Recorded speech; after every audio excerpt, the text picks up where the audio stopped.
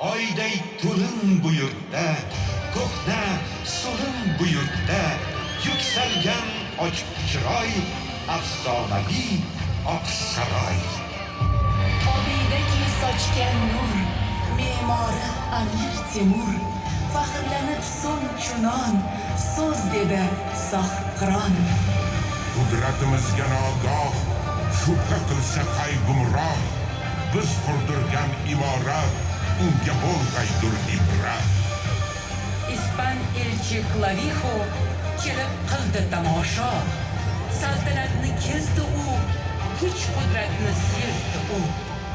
Hayratlarda qolib lol, so'zlariga qo'shib bol, ta'rif topolmay sira, bitti go'zal xotira.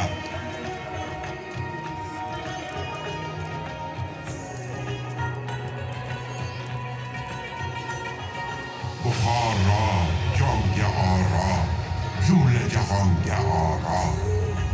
Qadim hamda navqiron, ziyo sochgan nur makon. Odamga bo'lgan manzur, olamga bo'lgan mashhur.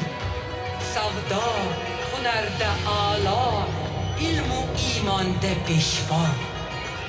Varaxsha ham ko'p qadim, tarixga ega azim, hashamatdan xotirot, devorlarda qolgan yod. Poykentda turfa karvon, uchrashardi farovon. Nom olgan so'q diyori, tamaddunlar gulzori.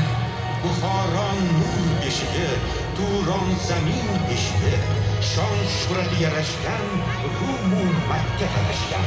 Quyosh tillab yildirar, qadim imlo mildirar, gumbazida nur chiroy, minorida yulduz oy.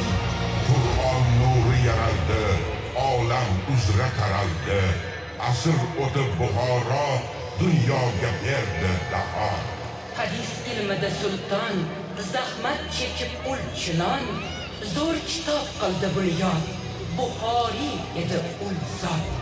Asr o'tib oradan oy chiqdi Buxorodan, tug'ildi Ibn Sino qomusiy olim dono. Dardki ajaldan bo'lak davoladi u beshak. Aqlga aylab xitob, bitta ulug'vor kitob. Tib qonunlari hamon, o'tsa ham keyingi zamon. Ko'mak berib beminnat, el yurtga qilar xizmat. Bu zaminki tabarruk, ko'p daho bergan buyuk. Bahouddin Naqshband